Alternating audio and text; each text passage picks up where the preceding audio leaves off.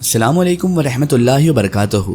ناظرین محترم، آج کی اس ویڈیو میں ہم آپ کے لیے لے کر آئے ہیں امام علی مقام امام حسین علیہ السلام کی بہن دختر علی ابن ابی طالب علیہ السلام حضرت زینب بنت علی علیہ السلام کا ایک ایسا خطبہ جسے سن کر آپ کا ایمان بھی تازہ ہو جائے گا اور آپ کو حضرت علی ابن ابی طالب علیہ السلام کی دختر بی بی زینب کا خطبہ سن کر اشک بھی طاری ہو جائیں گے۔ ناظرین محترم، یہ واقعہ ہے یزید کے دربار میں بی بی زینب سلام اللہ علیہا کے خطبے کا۔ تو میری آپ سے معتبانہ گزارش ہے کہ اس واقعے کو مکمل طریقے سے سمجھنے کے لیے اس ویڈیو کا اینڈ تک ضرور دیکھیں، اور اگر ابھی تک آپ نے ہمارے چینل کو سبسکرائب نہیں کیا ہے تو اسے بھی سبسکرائب کر دیجئے اور پاس میں دیے گئے بیل آئیکن پر بھی کلک کر دیجئے تاکہ ہمارے ویڈیو کی نوٹیفیکیشن آپ سب تک پہنچتی رہے۔ ناظرین محترم، زینب بنت علی علیہ السلام شکل و صورت میں اپنی نانی جان حضرت خدیجہ الکبریٰ سلام اللہ علیہا کے مشابہ تھی۔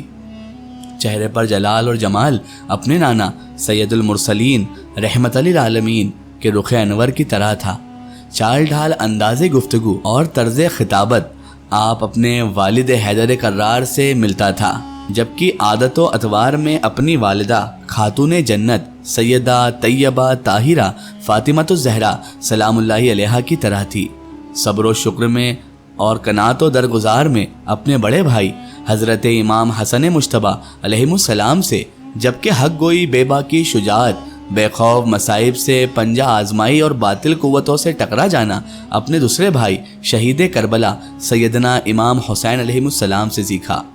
یوں خانوادہ رسول صلی اللہ تعالیٰ علیہ وآلہ وسلم کے باغ کا ہر پھول زینب بنت علی علیہ السلام کے سدا بہار گلدستے میں موجود تھا۔ سانحہ کربلا کے دوسرے دن قافلہ اہل بیت کو قیدیوں کی حیثیت سے کوفہ روانہ کیا گیا تو شمر ملعون کی حضرت زین العابدین علیہ السلام پر نظر پڑی۔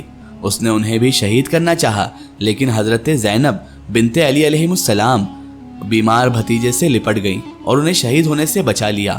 نواسہ رسول صلی اللہ علیہ وآلہ وسلم کے سر مبارک کو ایک تشت میں رکھ کر جابر و فاسق عبید اللہ بن زیاد کے سامنے پیش کیا گیا۔ کوفے کے ظالم اور لالچی گورنر نے بے شرمی اور بے ہدگی کا مظاہرہ کیا اور غمزدہ خواتین کو مزید ذہنی اذیت پہنچائی۔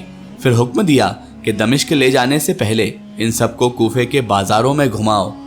مورخین لکھتے ہیں کہ ہزاروں کی تعداد میں کوفی گھروں سے نکل آئے تھے۔ اس موقع پر سیدہ زینب سلام اللہ علیہا اپنے جذبات پر قابو نہ رکھ سکی۔ انہوں نے بآواز بلند کہا، اے عہد کو توڑنے والوں، دھوکے بازوں، کوفیوں، تم نے میرے بھائی کو خطوط لکھ کر بلایا، ان کے نام پر بیعت کی، لیکن پھر تم اپنے گھروں میں چھپ کر بیٹھ گئے۔ تمہاری اس غداری پر اللہ تبارک و تعالیٰ تم کو کبھی معاف نہیں کرے گا۔ میدان کربلا میں ہونے والے قتل عام میں تم برابر کے شریک ہو۔ ان مقدس ہستیوں کو یزیدی فوج کے حصار میں قیدی کی حیثیت سے دمشق لے جایا گیا اور یزید کے دربار میں پیش کیا گیا۔ کچھ مورخین لکھتے ہیں کہ یزید نے امام علی مقام امام حسین کے سر کو دیکھا تو اس کی بے حرمتی کرنے لگا اور سارا کا سارا جو شہادت اور عظیم سانحہ کی تمام تر ذمہ داری گورنر کوفہ عبید اللہ ابن زیاد پر ڈال دی۔ اگر یہ بات درست تھی تب بھی تاریخ یزید کو اس واقعے سے کبھی بر ذمہ قرار نہیں دے سکتی، کیونکہ یہ سارا معاملہ جو ہوا تھا، واقعہ کربلا جو پیش آیا، اس کی سب سے بڑی وجہ ہی یزید اور اس کا باپ تھا۔ حاکم وقت کی مرضی اور منشا کے بغیر اتنا بڑا سانحہ ہو جانا ممکن نہیں۔ بہرحال ناظرین محترم، ہم تو اس بات کو قطعی قبول نہیں کرتے کہ یزید ملعون اس بات میں شریک نہیں تھا، وہ پورا شریک تھا، اور اسی کی وجہ سے امام حسین علیہ السلام کو شہید کیا گیا، ان کے خانواد کو شہید کیا گیا، اور اسی ملعون کا حکم تھا، یعنی یزید ملعون کا ہی حکم تھا کہ امام حسین کے سر کو کاٹ کر نیزے پہ بلند کیا جائے اور دمشق تک لایا جائے، اہل بیت کو قید کر کے دمشق تک لایا جائے۔ ناظرین محترم، حضرت زینب سلام اللہ علیہا نے یزید کے دربار میں تاریخی خطبہ ارشاد فرمایا۔ انہوں نے فرمایا، سب تعریفیں اس اللہ کے لیے جو کائنات کا پروردگار ہے، اور اللہ کی رحمت نازل ہو پیغمبر خدا صلی اللہ تعالیٰ علیہ وآلہ وسلم پر، ان کے پاکیزہ اہل بیت پر۔ اما بعد، بالآخر ان لوگوں کا انجام برا ہے جنہوں نے اپنے دامن حیات کو برائیوں کی سیاہی سے داغدار کر کے اپنے اللہ کی آیات کی تکذیب کی اور آیات پروردگار کا مذاق اڑایا۔ اے یزید، کیا تو سمجھتا ہے کہ تو نے ہم پر زمین کے گوشے اور آسمان کے کنارے تنگ کر دیے ہیں؟ اور رسول اللہ صلی اللہ تعالیٰ علیہ وآلہ وسلم کی آل کو رسیوں اور زنجیروں سے جکڑ کر در بدر پھرانے سے تو اللہ کی بارگاہ میں سرفراز ہوا ہے اور ہم رسوا ہو گئے؟ کیا تیرے خیال میں ہم مظلوم ہو کر ذلیل ہو گئے ہیں اور تو ظالم بن کر سر بلند ہوا؟ کیا تو سمجھتا ہے کہ ہم پر ظلم کر کے اللہ کی بارگاہ میں تجھے شان اور مقام حاصل ہوگا؟ آج تو اپنی ظاہری فتح کی خوشی میں سرمست ہے، مسرت و شادمانی سے سرشار ہو کر اپنے غالب ہونے پر اترا رہا ہے اور خلافت کے ہمارے مسلمہ حق کو غضب کر کے خوشی اور سرور کا جشن منانے میں مشغول ہے۔ اپنی غلط سوچ پر مغرور نہ ہو اور ہوش کے ناخن لے۔ کیا تو نے اللہ کا یہ فرمان بھلا دیا کہ حق کا انکار کرنے والے یہ نہ سمجھے کہ ہم جو انہیں مہلت دیتے ہیں یہ ان کے حق میں بھلائی ہے؟ ہم انہیں مہلت اس لیے دیتے ہیں کہ وہ گناہ میں زیادتی کریں اور ان کے لیے خوار کرنے والا عذاب ہے۔ اے تلقا یعنی آزاد کردہ غلام کے بیٹے، کیا یہ تیرا انصاف ہے کہ تو نے اپنی مستورہ اور لونڈیوں کی چادر کو اور چار دیواری کا تحفظ فراہم کر کے پردے میں بٹھا رکھا ہے، جبکہ رسول اللہ صلی اللہ تعالیٰ علیہ وآلہ وسلم کی صاحبزادیوں کو برہنہ سر در بدر پھرا رہا ہے؟ اے یزید ملعون، یاد رکھ کہ اللہ تبارک و تعالیٰ آل رسول صلی اللہ علیہ وآلہ وسلم کا تجھ سے انتقام لے کر ان مظلوموں کا حق انہیں ضرور دلائے گا اور انہیں امن اور سکون کی نعمت سے مالا مال کرے گا۔ اللہ کا فرمان ہے کہ جو لوگ اللہ کی راہ میں مارے گئے انہیں مردہ نہ سمجھو، بلکہ وہ زندہ ہیں اور اپنے رب کے یہاں رزق پا رہے ہیں۔ افسوس تو اس بات کا ہے کہ شیطان کے ہم نوا اور بدنام لوگوں نے رحمان کے سپاہیوں اور پاک باز لوگوں کو تہتیک کر ڈالا اور ابھی تک اس شیطانی ٹولے کے ہاتھوں سے ہمارے پاک خون کے قطرے ٹپک رہے ہیں۔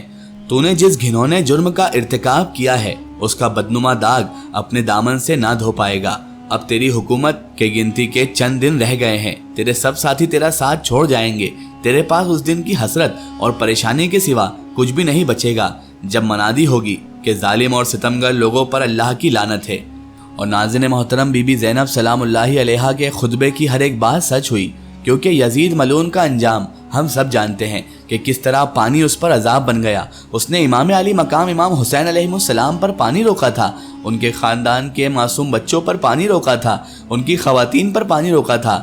یزید ملعون کا یہ انجام ہوا تھا کہ وہ پانی پیتا تو اسے پیٹ میں جلن ہوتی، پانی اس کے پیٹ میں تیزاب کا کام کرتا، اسی لیے اسے عرب کا بدترین سے بدترین نشہ کرایا جاتا تاکہ اسے سکون مل سکے، لیکن پھر بھی اس پر عذاب اس طرح مسلط تھا کہ وہ در بدر پھرتا تھا اور پانی کو ترستا تھا، لیکن پانی پینے کے بعد بھی اس کی پیاس نہیں بجھتی تھی۔ ناظرین محترم، یزید کی حکومت چند دن کی تھی اور آج بھی پرچم حسین بلند ہے۔ امام حسین کی حکومت ہر حسینی کے دل پر ہے۔ یزید کی حکومت تو چند دن کی ہی تھی، صدیاں حسین کی ہیں، زمانہ حسین کا۔ ناظرین محترم، امام حسین علیہ السلام کی حکومت آج بھی ہم سب پر قائم ہے۔ اس تمام کائنات میں امام حسین علیہ السلام ہی وہ شخصیات ہیں جنہوں نے اپنے خون سے انسانیت کو اور اسلام کو زندگی دی۔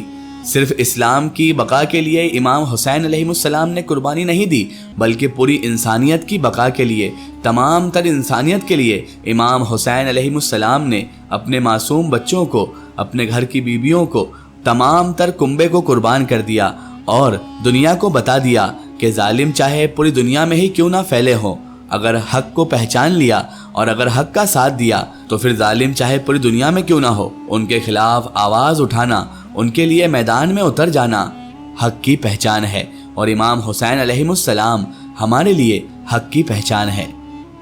آخر میں اللہ تبارک و تعالیٰ سے دعا ہے کہ اللہ پاک رسول خدا صلی اللہ تعالیٰ علیہ وآلہ وسلم کے صدقے ہمیں بھی ہمیشہ حق کی راہ پر چلنے کی توفیق عطا فرمائے اور ہمیں ہر برے کام، ہر برے اعمال سے بچائے رکھے اور ہمیں صراط المستقیم کی راستے پر چلنے کی توفیق عطا فرمائے، آمین ثم آمین۔ سو ناظرین، آپ کو یہ ویڈیو کیسی لگی کمنٹ سیکشن میں ضرور بتائیں، ہمارے چینل کو سبسکرائب کرنا نہ بھولیں، اس ویڈیو کو زیادہ سے زیادہ شیئر کریں اور اسے تمام تر انسانوں تک ضرور پہنچائیں۔ پھر حاضر ہوتے ہیں آپ کے لیے نئی اور بہترین ویڈیو کے ساتھ، تب تک کے لیے خدا حافظ، السلام علیکم۔